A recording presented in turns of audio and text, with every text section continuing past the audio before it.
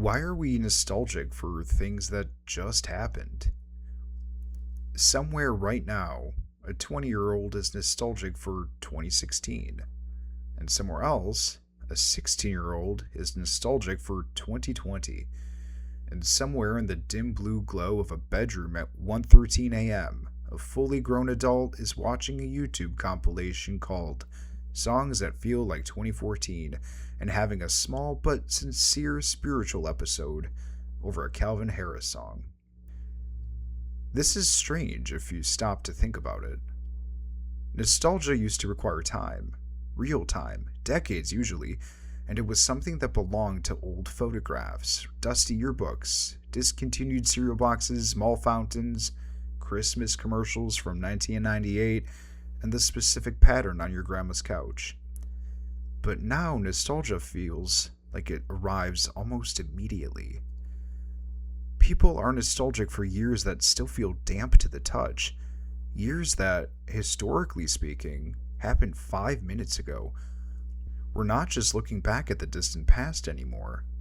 We're looking back at the slightly less current present and saying, with total sincerity, things were better then. So, what is happening? Why are younger and younger people feeling nostalgic for more and more recent years? Is it just internet melodrama? Is it because people are too online? Is it because culture is moving faster? Or is nostalgia becoming something different from what it used to be? The answer is probably yes, to all of it. Nostalgia is not just a fondness for old things. Sometimes it is a kind of emotional shelter, a place people go when the present feels too loud, too unstable, or too difficult to interpret. It's the mind's way of saying, I know this place and I understand the rules here. I know who I was when this song was playing. And that might explain why nostalgia is speeding up. Because the present is speeding up. For most of human history, culture moved slowly enough that people could more or less live inside one version of the world for a while. Fashion changed and music changed, slang changed, technology changed, but there was still a little breathing room between the eras. You could have a childhood that felt like one coherent thing. You could have a teenage year that belonged to a certain sound, and a certain style, a certain set of objects.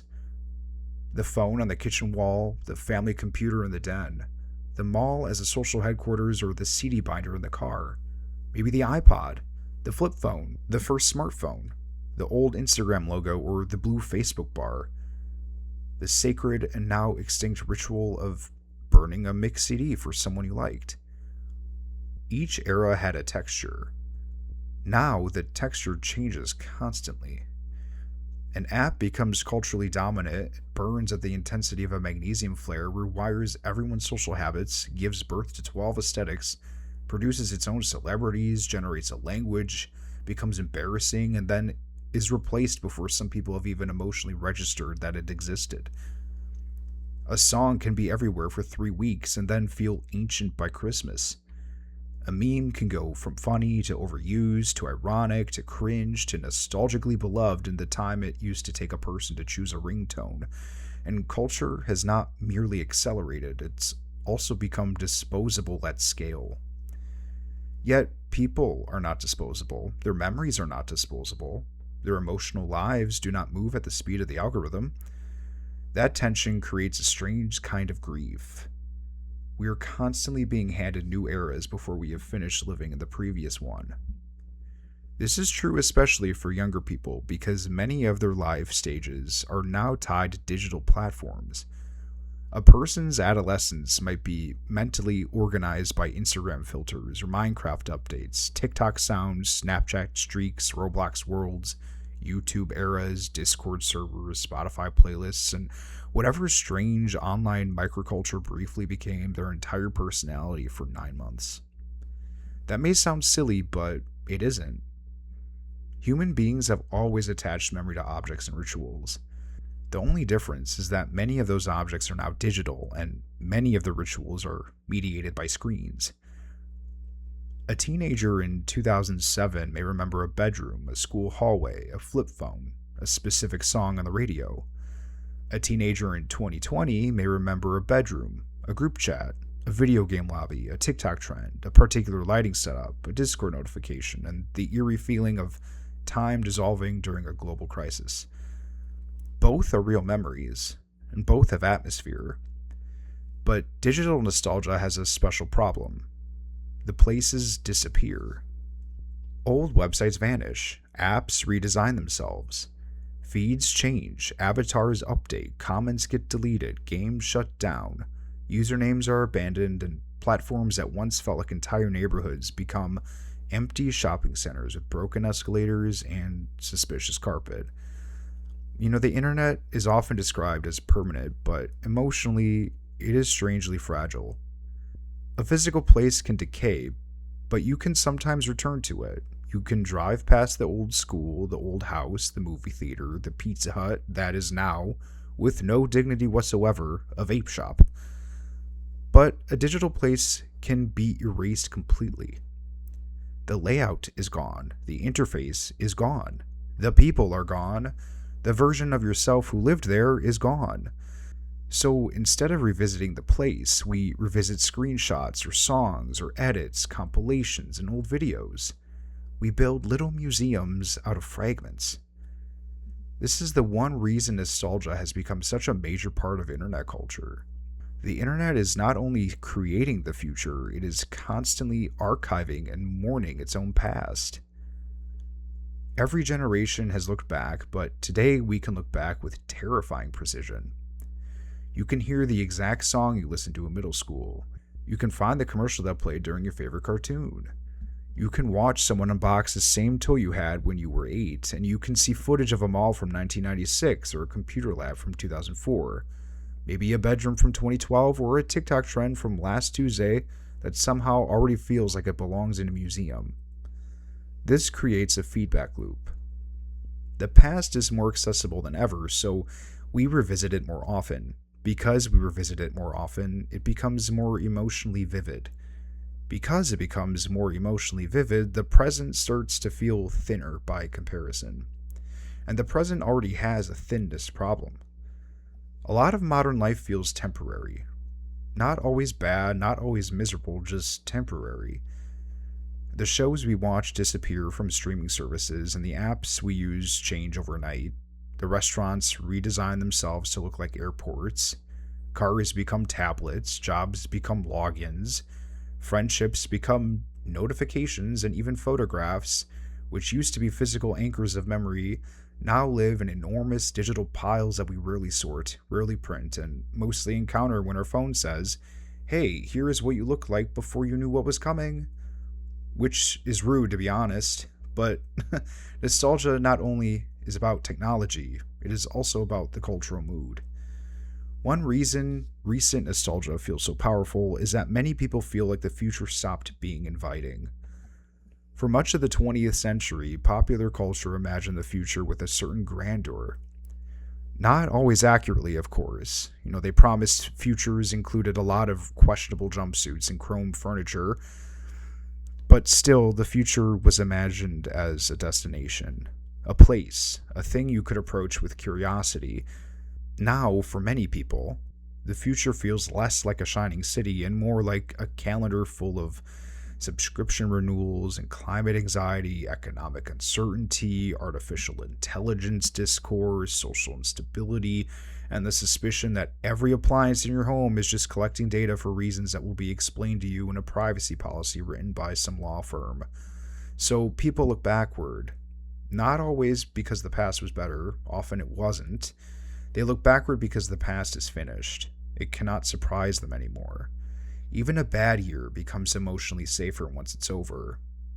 Once a period of life is ended, the mind can edit it and soften the edges. It can turn confusion into a story, and that is part of nostalgia's trick.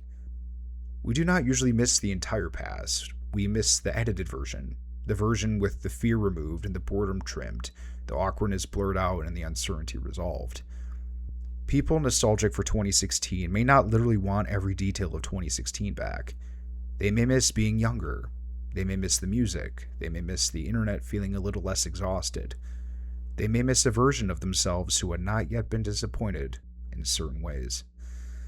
People nostalgic for 2020 may not miss the fear of isolation. They may miss the strange pause, the bread breaking, the games, the group chats, the feeling, however temporary and uneven, that the world had stopped pretending everything was normal.